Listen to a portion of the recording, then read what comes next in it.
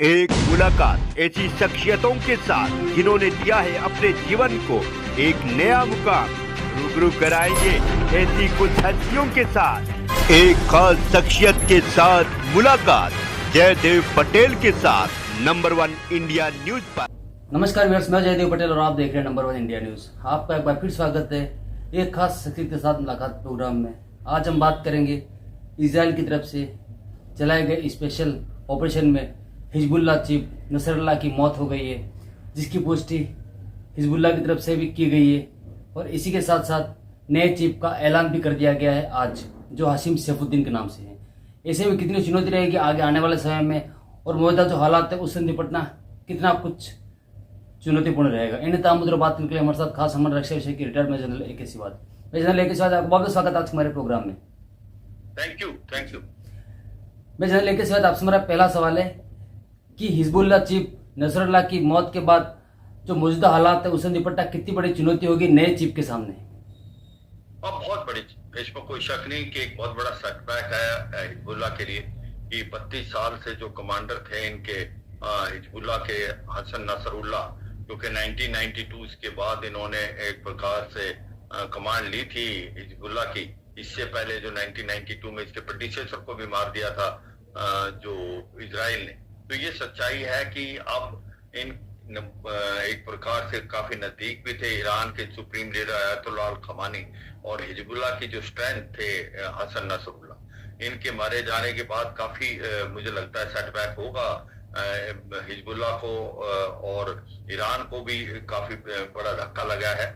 मगर ये भी सच्चाई है कि ये ऑर्गेनाइजेशन जो है जल्दी ही अपना जो इसका रिप्लेसमेंट है वो अनाउंस कर दिया है। तो मुझे लगता है ये लड़ाई का दायरा बढ़ेगा। अब ये लड़ाई रुकने वाली नहीं है, ये इजराइल वर्सेस जो हिजबुल्लाह है, अब इसका दायरा बढ़ेगा और आप देखेंगे इंटेंसिटी इसकी ज्यादा बढ़ेगी। अब आगे जब आप क्वेश्चन पूछेंगे क्या इसके अंदर ईरान आ सकता है, क्या इजराइल ग्राउंड अटैक करेगा, फिर बात करते हैं।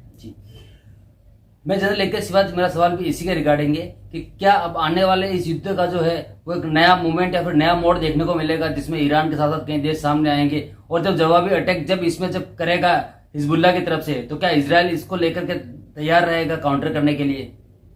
हाँ बिल्कुल, देखो ये लड़ाई अभी बढ़ेगी। अब सच्चाई ये है इजराइल के दो मिलिट्री एम है। एक तो जो 60 से 17 हजार उसके नदन इजराइल से लोग जो पलायन कर गए हैं उनको वापस लेके जाना, और वो वापस जब भी जाएंगे जब आप सदर लेबनान से हिजबुल्लाह को बिल्कुल खत्म कर देंगे और वो सेंट्रल लेबनान की तरफ उसको भेज देंगे या उनका खात्मा कर देंगे, और वो तभी हो सकता है जब ये ग्राउंड ऑपरेशन करें। तो ये सबसे बड़ा एम है आज की तारीख में इजराइल का, और इसलिए कह रहे हैं कि ग्राउंड डिवीजन लगता है आने वाले समय में कभी भी हो सकता है।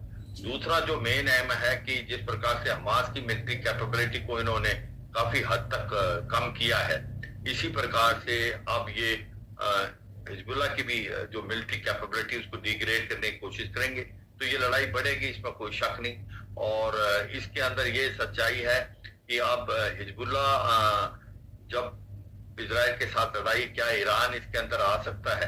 क्योंकि स्पेशली जब हसन नसरुल्लाह को मार दिया है, ये एक रेड लाइन थी जो बार बार अयतुल्लाह खमानी कह रहे थे। मगर मुझे लगता नहीं कि ईरान की डायरेक्ट एंट्री होगी, क्योंकि ऐसा तो उन्होंने इस्माइल हानिया जब मारा था तब भी बोला था, फवाद शकूर जब मारा था तब भी बोला था।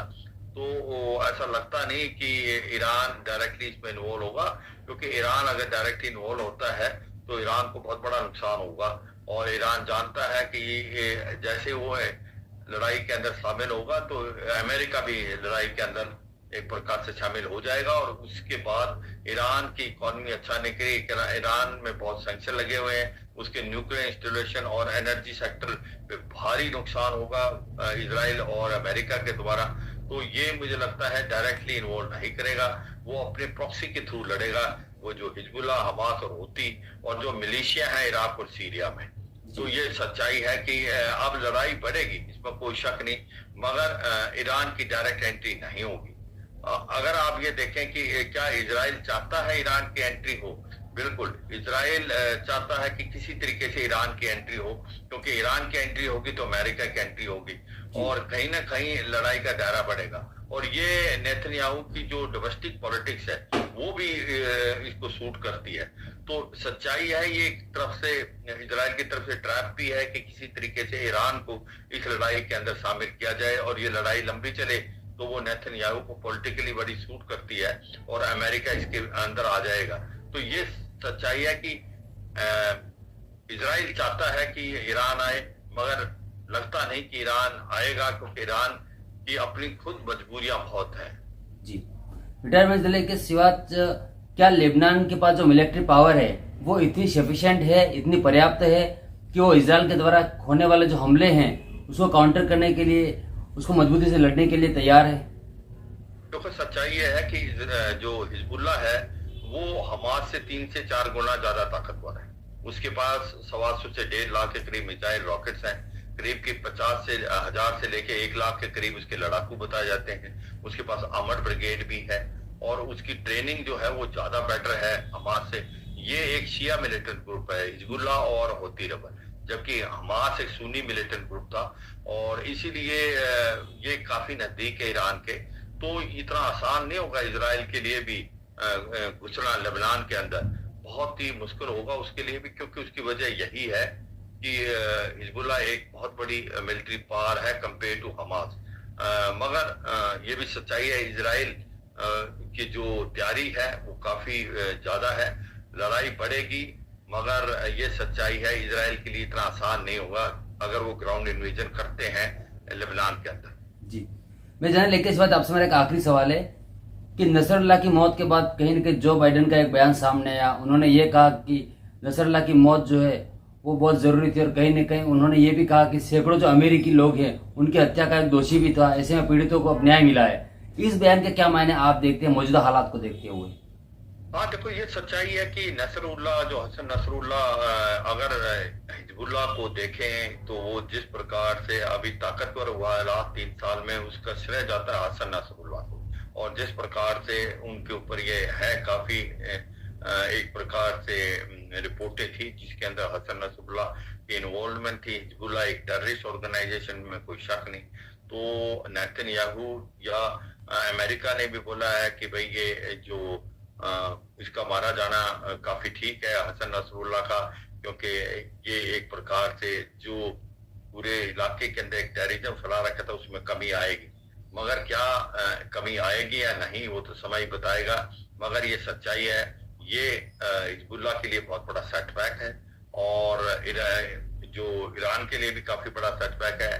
और इजराइल ने करके दिखा दिया कि जब भी वो अपने किसी भी दुश्मन के पीछे लगते हैं तो वो छोड़ते नहीं, इसमें कोई शक नहीं। मगर अब यही है डाउट कि आगे क्या होगा। ऐसा लगता है लड़ाई का दायरा बढ़ेगा, इजराइल ग्राउंड ऑपरेशन करेगा, मगर वो इमीडिएटली ना भी करे, सोच समझ के करेगा।